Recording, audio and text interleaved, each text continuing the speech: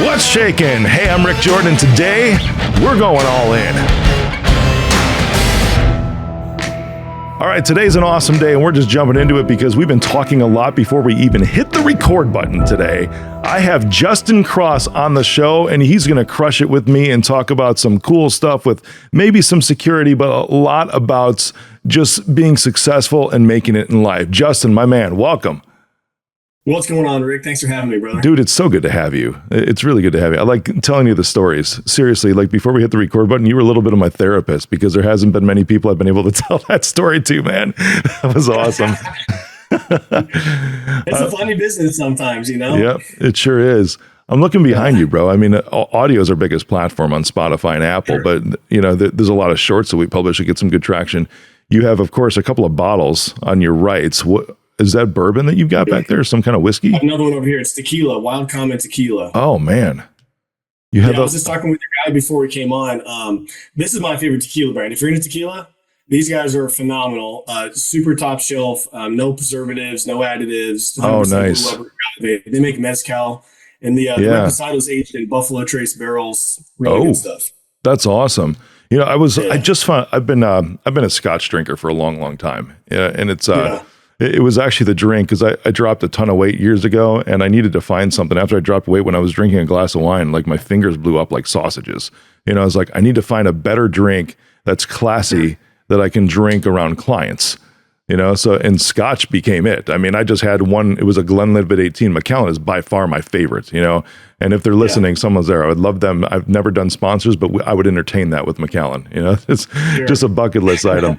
But when I had that, I'm like, oh man, this is it. But then, dude, tequila, I have come to colloquially and affectionately call the Scotch of Mexico.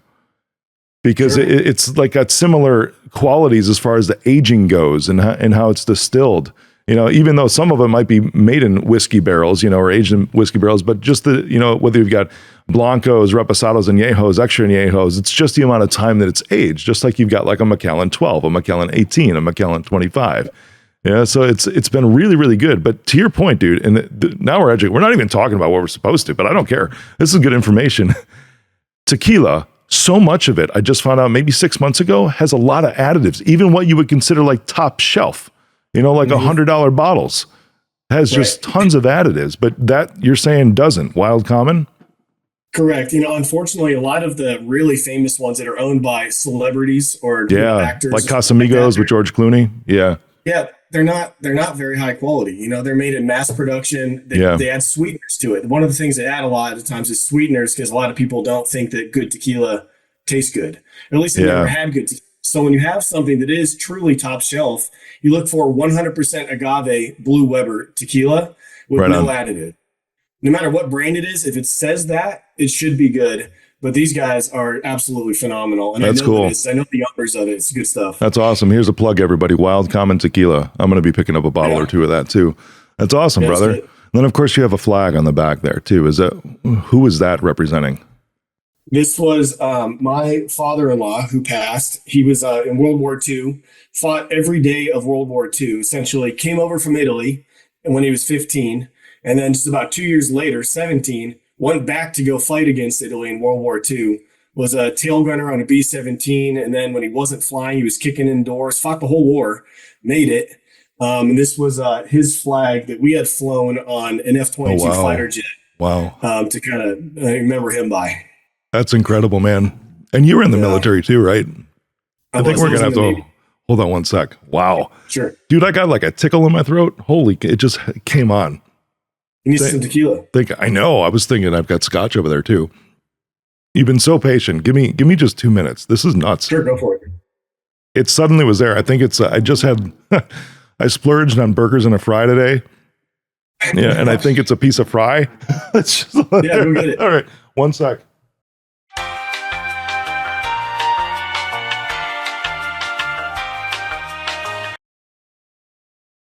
All right. It's not often that happens, but we'll just pick it right back up here. So cheers. I've got some Scotch to help the throat out here a little bit. That's, if you're joining, go for it. Yeah, but like you said, Scotch is a great kind of gentleman type sipper, and so is a really good tequila. And I love giving people like a reposado that has a little bit of the sweetness from the bourbon barrel because it is kind of Oh, like for an sure. entry into like, oh yeah, because it actually does add a little sweetness, a little more, flavor, especially if they're into bourbon. So if you give them something like that, they're like, oh, wait a minute, this is tequila. Maybe I do like tequila now. Yeah, no kidding. Are you involved in that tequila company, or is it just a friend that owns it?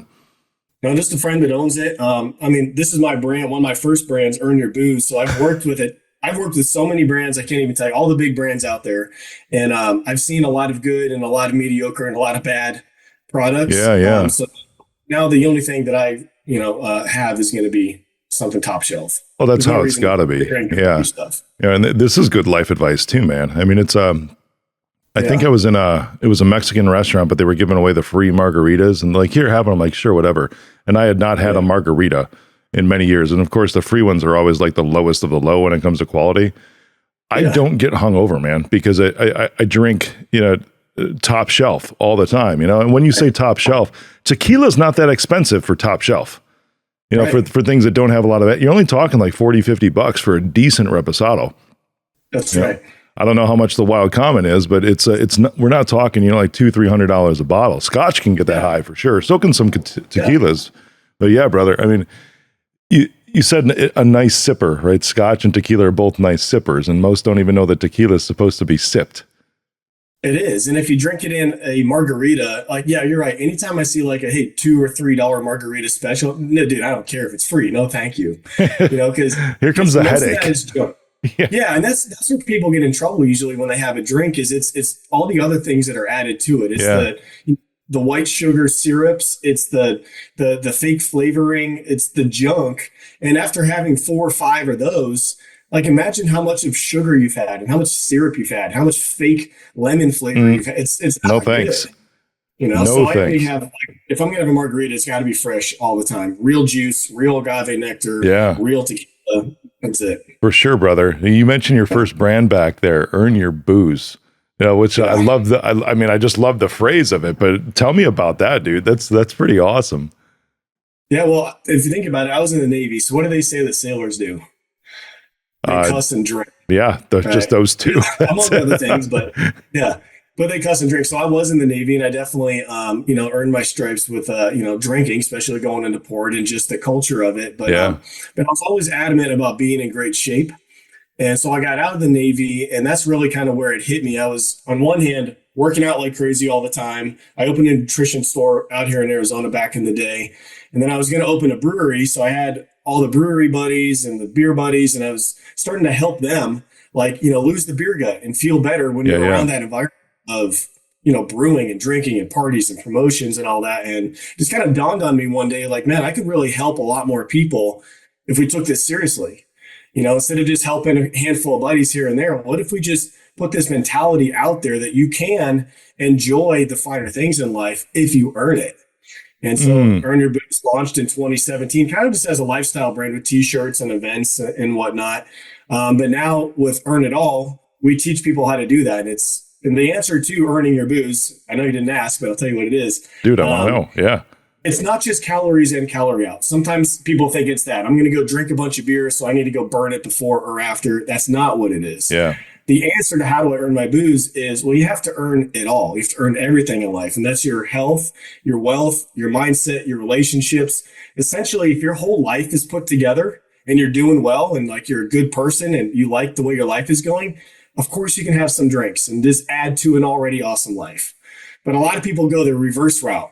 They open a bottle or crack some beers because they're not really enjoying their life and they're trying to get that For fun sure. and that enjoyment from the booze. And then it usually just spirals. They're not healthy. Yeah. They go overboard and all that. So we practice, earning it all if you do want to enjoy that kind of thing. It turns from like the fun aspect of it, an escape, almost into like a numbing as the reason. It can spiral totally quickly. Yeah. Yeah. I've met a lot of people that are like that, unfortunately. Oh, for sure. And then like we were just starting this conversation with, if you don't know what to drink either, and you are drinking the $2 well drinks and the cheap beers and then having the pretzels and the late night pizza. And after years, a lot of people wake up and 10 years has gone by. Yeah. And they're like, oh man, why am I so out of shape? Why do I feel like crap? How come I don't have a strong relationship? How come I don't have any money in my bank account? Well, because you've been spending all your time on shit, so we work on all of that stuff so we can earn and enjoy everything. I feel you. Well, even this Macallan Yeah. 12, it's like $80 a bottle. It's not shit. Yeah. But Yeah. even with Scotch, I mean, Macallan's one of the higher price ones, even their Yeah. low ends, they've been around for forever. But to your point, it's like even looking at some of the tequilas, or even Scotch, if you look at Glenlivet, Glenfiddich, that's like $30-$40 a bottle. It's priced just like everything else, but you just have to know what to look for. Like your Wild Common that you have there, Right. just, dude, that's a life lesson too, isn't it? Just educating yourself about so many little things. Yeah, one of the things I harp on when it comes to fitness are the basics. Mm-hmm. A lot of people want to jump in and get into peptides and hormones and red light and cold plunge and sauna. And it's like, dude, well, are you still eating the shit you shouldn't be eating? Yeah. Are you drinking water? Like, how is your sleep? Most of us in business, like, the grind culture says, sleep when you're dead. Yeah. I've had a business for 10 years. I do get how involved and all in you have to be. However, if you don't take care of yourself with the basics at minimum, Yeah. that's where education needs to come in. A lot of people don't even hear that these days. Oh, for sure, dude. That grind culture too. I get it. I mean, if you want to look at it, it's like I was saying to my podcast manager, my show manager the other day, that it was, I was like, man, I've really been working my ass off these last 3 months. She's like, you've been working your ass off longer than that. I was like trying to get the public filings in and everything. And that's even why, you were so patient and gracious to just wait 10 minutes before we started today. But it's still that it's almost like a toxicity with the grind culture and the hustle culture, because it's that same, it's like, you see these lists, it's like, for a year, don't watch TV and everything. I'm like, dude, in order for me to, and this is like a basic, a fundamental for me, in order for me to be mentally healthy, I need something to shut my brain off at night. Yeah. Otherwise I will keep going. I'll keep working on something. And that's the thing. It's like, because within me, you are probably the same way, is that even though like you complete a task, dude, no matter what, I don't care if you're a janitor, or if you are Elon Musk, there's always something more that you could be doing in whatever professionalism career that you have. A janitor could be like, oh, I could sterilize the toilet seats instead of just wash them today. There's always something more that could be done, but you've got to take care of yourself too, dude. So yeah, it's kind of like a routine for me, man. Is just popping on something, streaming something, even if it's just for 20 minutes, sometimes even 10 minutes, just something to shut my brain off, to be like, I am now going to rest. That's a fundamental for me. Yeah, same here. And I do things like, I'm fascinated with ancient like civilizations. Oh, really? Because it's so completely different than what I do. Yeah. Any specific civilization? I think Egypt is really fascinating. Oh, and the ties to Egypt around the world, from different centuries, I think is absolutely fascinating. But you're right, it is like that grind culture. That's how people burn out. Yeah, man. If they never allow themselves to relax, to have fun, to flex a creative mind, if you're into black and white, ones and zeros all the time, we really do need to, that kind of mental break. Really, even if the body's fine, like you can, hydrate and sleep and caffeinate, and your body can keep going. But this is what gets full of gray matter, and it just burns out. For sure, brother. Even working out for me, that's not even like a mental rest time. I try to double it up. I'm like, obviously it's not a physical rest type, but even during that, it's like, I don't listen to music. I listen to audiobooks. I listen to hardcore business books, hardcore motivational books, hardcore mindset books, hardcore psychology books, while I'm in the middle of working out. And that's how I consume a lot of the information. So that's not even a break, No, you're still on that personal development path. And it's like, man, like sometimes you just need to have fun and watch a fight or watch a silly movie or something, or have a couple drinks or whatever you're into, Unless it's a super hyped fight like the Tyson fight, right? Maybe not that fight. Dude, those women right before, oh my God, for real. One of the best fights I've ever seen. No joke. Yeah. Okay. Here's a question on that too, because obviously her eye, right? And everyone's like, it was curious whether to stop it or not. I had a friend say the other day, like, that was nuts. They should have stopped it. Come on. You think if that was a dude, they would have kept the fight going. I was like, whoa, that's an interesting perspective. I haven't had this conversation, Justin, with anybody else. It was just him saying this, and I didn't really respond to it, and address it head on, but I've just been thinking about it and pondering it, and it's like, one, it's like women have way more pain tolerance, I think, than men do, in general. I mean, they're giving birth and all the things that happen with a female body, but just generally speaking, men can be physically stronger because of our physiques, but maybe women can have more pain tolerance. At the same time, it was a dude who was a referee. And it's like, I start to unpack these things and I go down all these rabbit holes. It's like, what do you think? Should the fight have been stopped? And do you also think that, if it was a dude fight imagine if Tyson's eye, was like that, dude, they would have called it. That would have been done. So the only time that they will call it, according to the rules, is if there's blood in the eye and it's affecting the vision. And so that thing was not bleeding very much. Like, it wasn't, which also was crazy. Yeah.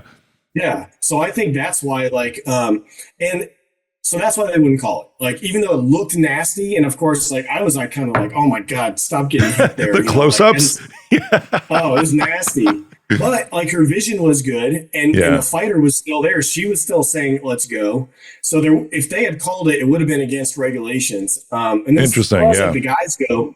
It's the same with the guys. Like, if Tyson or Paul had a huge cut, but it wasn't affecting their vision, they're there to fight.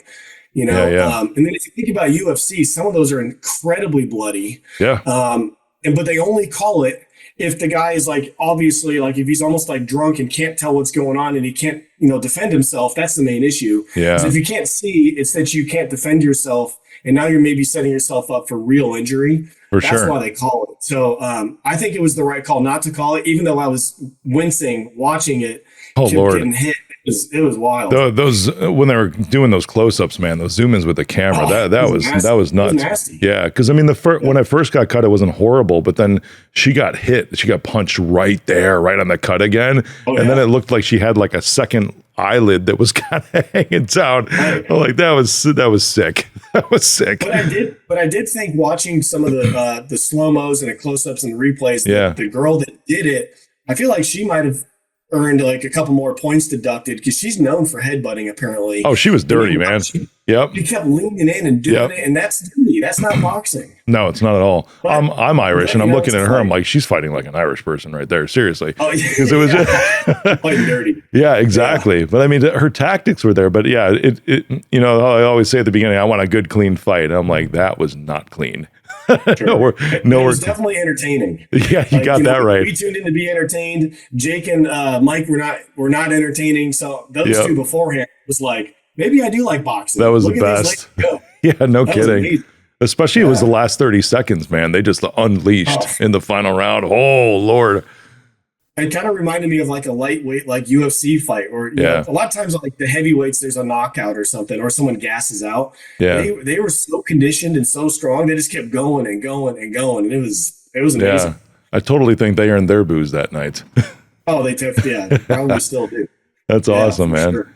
So you got earn your booze, but then on your shirt you got earn it all. Tell me about earn it all. Yeah. Is that an evolution? Now that I'm thinking about that, was that kind of an evolution of the brand? You nailed it. You're a smart guy. Look at that. Yeah. It really is. Earn your booze is the niche. It's kind of weird. That's what landed us in Men's Health magazine and all liquor.com and Chilled magazine and Fitness and Drink. It's kind of a weird thing to bring together. But the number one question we always got, and we've done 100 events or something, so it kind of spread pretty well the first couple of years. Yeah. But we always were asked well, how do I earn it? And now the answer is, like we talked about a minute ago, is to earn it all. So Earn It All is our coaching group and our health group. We do very high-end, top-shelf health, where we go and look at your DNA, your epigenetics, your bio-age, and all that stuff, and really get you truly healthy, like I used to on fighter jets, looking at the data. Yeah. So we do that, but then we also do coaching, where we work on mindset, we work on leadership and fitness and nutrition and all that stuff as well. So that's what we do with Earn It All. That's cool, and I can appreciate, because this is really starting to take flight, and I'm seeing a lot more groups, especially fitness groups, that are doing this, that are doing the DNA testing, that are doing even the mitochondria testing, that to that level, to find the unique areas to target, not just with fitness, but also, of course, for nutrition.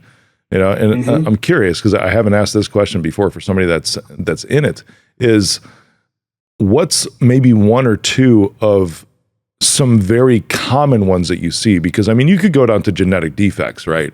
And you could see that, this person's going to have trouble putting muscle on, or they're going to have more trouble burning fats or carbs, because of these markers that they have.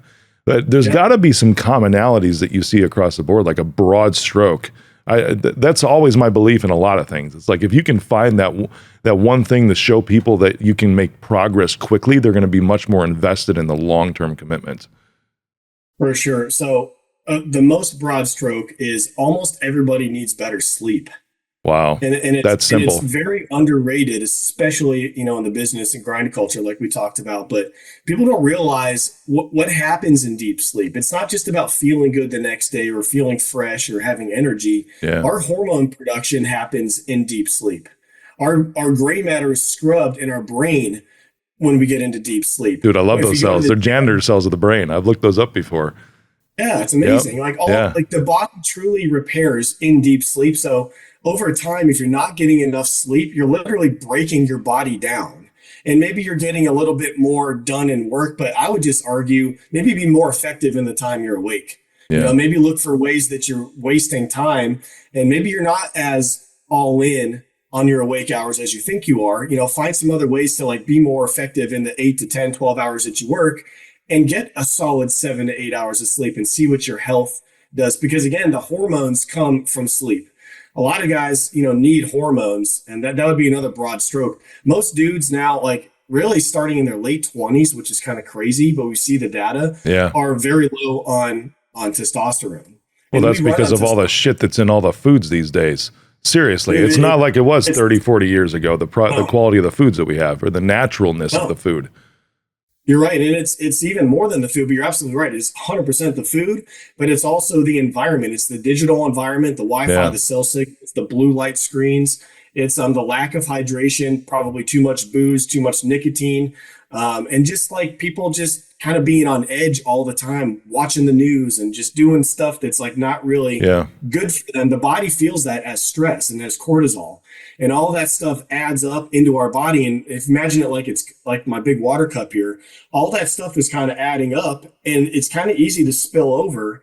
And that usually comes into place and shows up rather as low hormones, low energy, low Yeah. libido, holding on to extra fat and ruining sleep and everything. So it's crazy how many people like just overlook sleep, but it's very, very important. That's so cool because you said something that I want to make sure that everybody who's listening, watching picks up on is I'm going to mess up. It's not going to be verbatim what you said, but in essence, it was maybe figure out how to be better during the day so that you can still sleep what you need to sleep at night.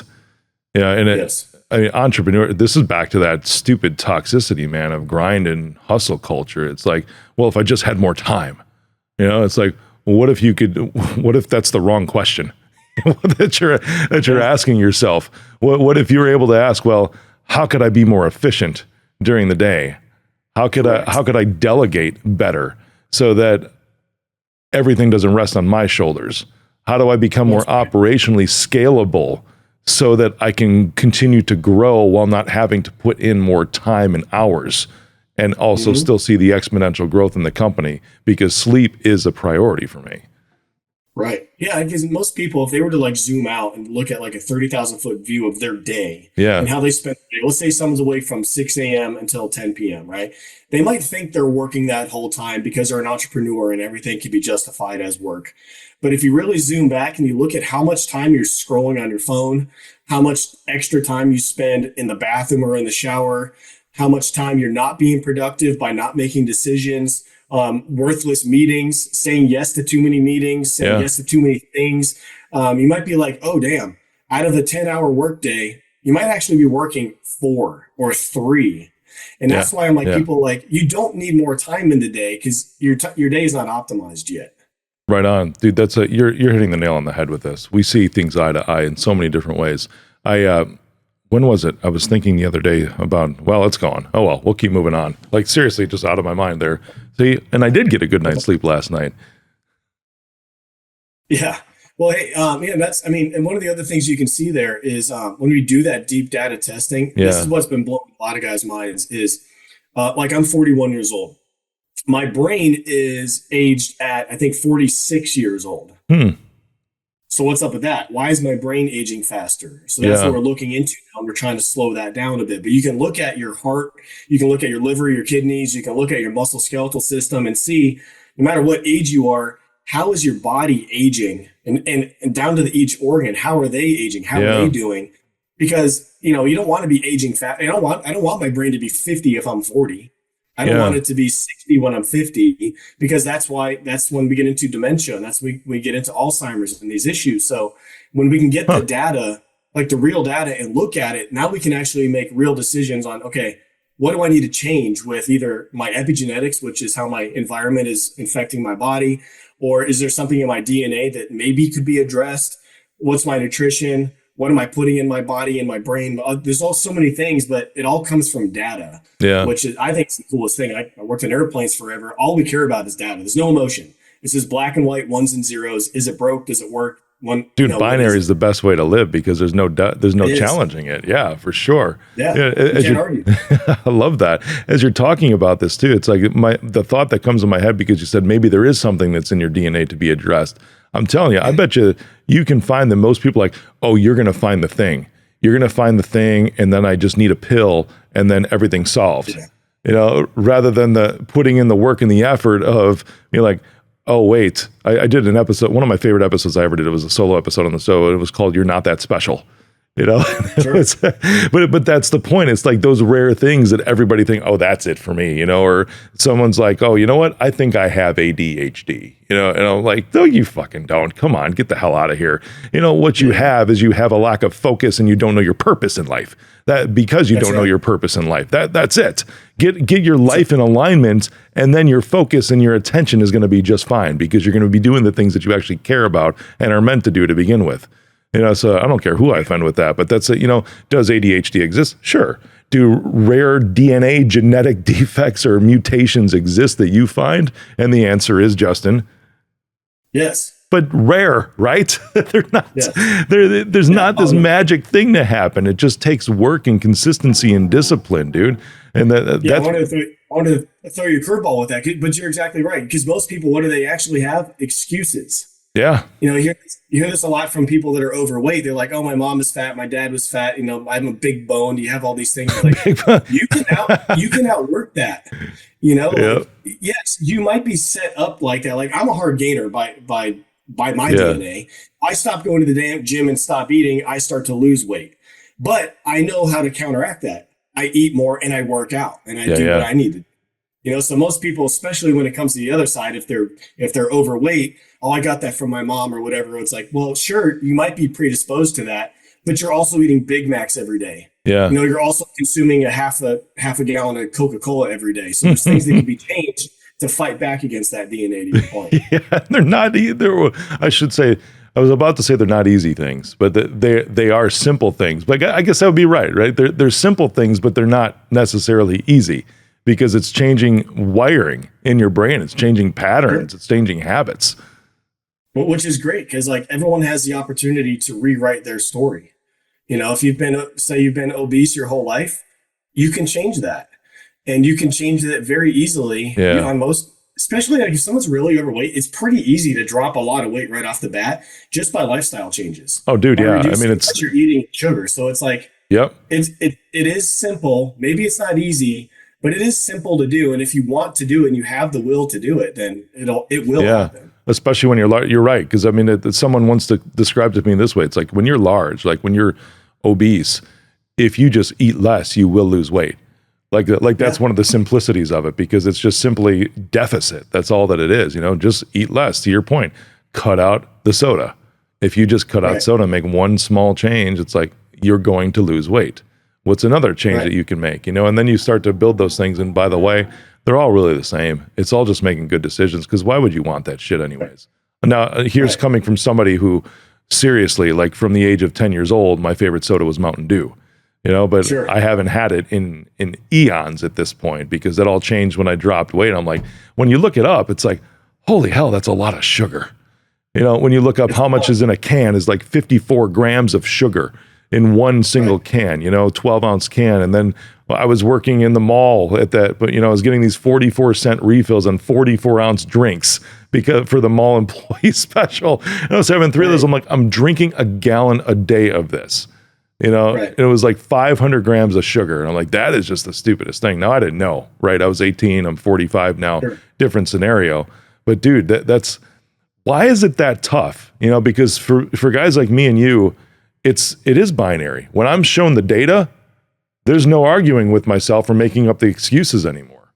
It's right there in front of me, and I do course correct immediately when when the data's right in front of my face. I've always been that way, but that's not the case when I've seen some people. It's like, it's an old phrase, isn't it? It's like, you wouldn't know the truth if it stared you in the face. I've heard that phrase before.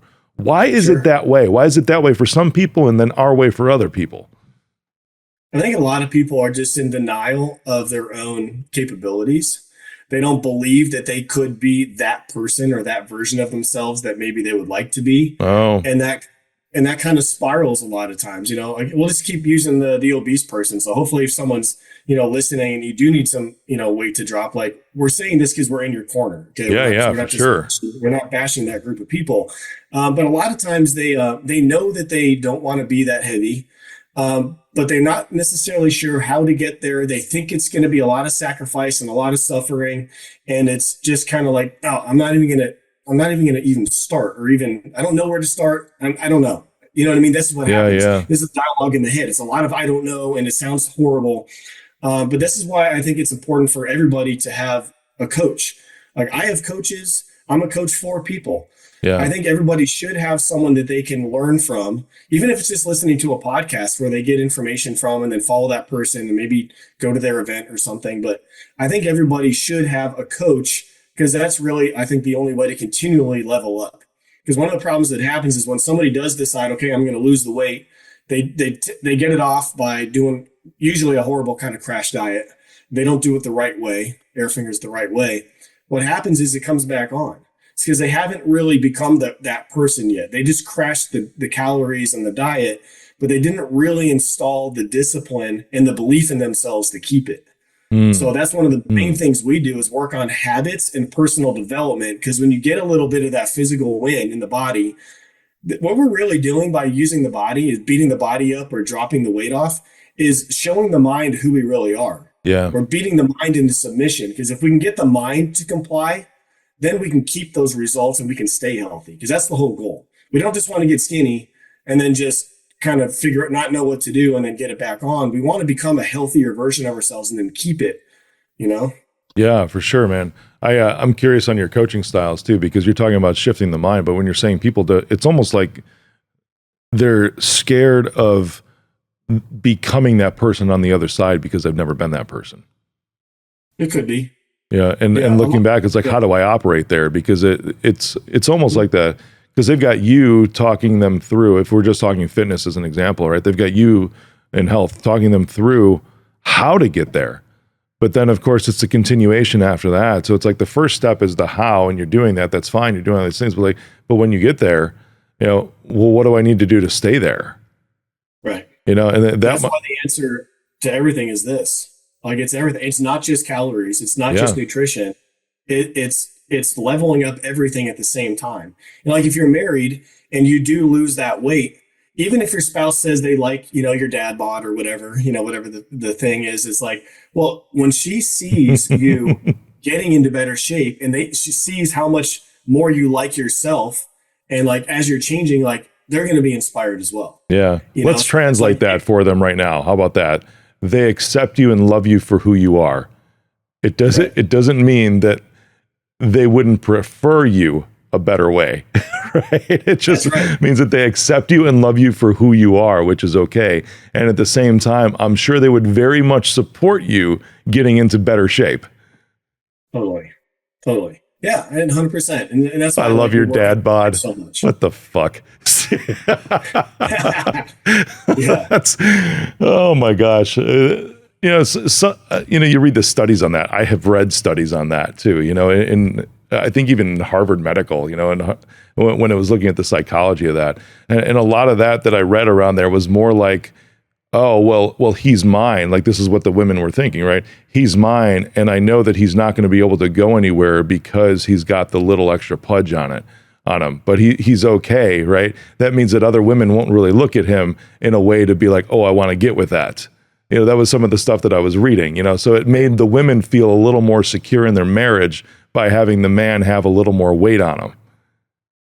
You know, it was the That's craziest thing. Yeah, it's That's totally insecurity, but that was like an insight into the culture. You know, so it's not necessarily that they prefer a dad bod. They just prefer some of the security that might come with that because of the insecurity or the perceived security. You know, and You nailed it. yeah, Perceived I'm not. You know, I'm just calling. I'm just. These are straight shots today, man. I mean, that's typically how I that's go. great. But that's it. Yeah. But that's it. It's like they love you and accept you for who you are, which is awesome. That's a great partner, seriously. Because it's like, you know, I've got weird stuff about me. I'm sure you have weird stuff about you too. There's things that we have to work on. We're all weird. Exactly. Exactly. Things that we most definitely have to work on. You know, and finding somebody who can love and accept you for who you are, but also not be okay with you staying there. That's a good partner. Not being okay with you staying there, because you should constantly be in a state of growth, especially if you're not in a position where you want to be right then and there, you know? Because, I mean, how many guys would like look down and be like, no, I don't want to be fit. You know, who says that? I don't think anybody, you know, or if they say that, it just means I just want to avoid the work it takes to get there. That's right. That's right. And another thing is when a lady, for your example, says, "Oh, I don't want him to get in shape because other women are going to notice him." I think really what they're saying is, I don't want him to get in shape because then I'm going to have to get in shape, and I don't want to give up my lifestyle or my comfort foods or my whatever it is that's keeping them probably in a similar shape. Yeah. You know, so like, man, if he levels up, that means I'm going to have to, and I don't want to do that. It's dude, vice versa too. This isn't just one way. You know, this isn't just women looking at men. It's men looking at women too. There's a Conan O'Brien is one of my favorite talk show hosts of all time. You know, I used to watch him when he was on the Late Show. Then he was on the Tonight Show for the short stint. But on HBO right now is Conan Without Borders. You know, it's from a couple years ago, but then it's also like a newer one where Conan's traveling the world. You know, and he's just going to Greenland. And Conan is this. I mean, if you know him, if you watch him, he's very tall, very lanky. You know, I mean, it just almost like Shaggy from Scooby-Doo, you know, is how his body is. Exactly, with a huge head, But he's going over and he's making these jokes about, you know, and trying to flirt with the women that are like over in Greenland, for example, right? Like, what? You wouldn't want to go out on a date with me? And she's like, no. And they're very direct and straight up. They're like, you got some extra weight there. He's like, what, I do? You know, and he's lengthy. You could look, or lanky, and you could look at him and say, oh, he's thin. But then they like, this was even Japan. They're like, no. And they put their hand on his stomach, like every time. You know, this was in Greenland. This was in Japan. This was in several countries. And he's not what we would consider fat, air quotes, fat. Right. But they're like, yeah, you got to work on that, you know? But that's the thing. It's like, that goes the opposite direction too. You could say that Conan has a dad bod. Sure. But you go to other places in the world, they're like, nope, I would rather you work on yourself a bit. Right. That is very interesting, because I'm not even saying that everybody needs to have a six pack, and most people don't care about that. I really want to optimize people's, you know, their health and their confidence and their energy and things like that, because you're going to perform better. You know, like if you're in business, or even if you're a stay-at-home mom or whatever the deal is, you get in better shape. You're going to be able to show up stronger for whoever relies on you. For sure, man. Especially if you have someone that looks up to you, there's always a good reason to kind of level up and take yourself to another level. More energy, dude, more mental capacity for that. But absolutely. Right on. For sure. Dude. Yeah. I never intended this conversation to go to dad bod talk today. This was kind of fun. Hey, I haven't had a dad bod talk in a while. It's cool. I love it. Dude, you're awesome. We're going to bookend it here, because I think this is a great spot. We've hit hard today. Earn your booze, everybody. Earn it all. You know, I'm drinking scotch right now. You know, we'll leave that. You heard me hacking earlier. I think that but here's the thing. It's like I splurged on a burger and french fries today. I haven't had a burger from this place in like 6 months. I was like, I just want all the fat today, but sure as hell, dude, I'm going to be working out tomorrow morning. You know, dude, I love it. You got to enjoy life too. Yeah. I love a good burger. I love having a good drink every now and then. I'm going to go have a cigar tonight with a meeting, you know, good tonight plan. to close the deal. So it's like, because also back to the hustle culture thing. A lot in the grind culture, a lot of people say it's chicken, broccoli, rice, and no fun. It's like, no, you got to enjoy life too, and that's kind of the whole thing. Earn and enjoy the best in life, because when you are successful in business and you have a great relationship, go out and enjoy your life too, and don't worry about the six pack if that's not what you're into. But let's try to be healthy so we can enjoy these things. Dude, amen to that, brother. Justin Cross, everybody. Dude, where can people follow you? Earnitall.com is my website for the business, but Justin J. Cross on just about everything, Instagram, Facebook, all the places. I love it. Dude, thanks for coming on today. This was a lot of fun. You bet, brother. Good to see you.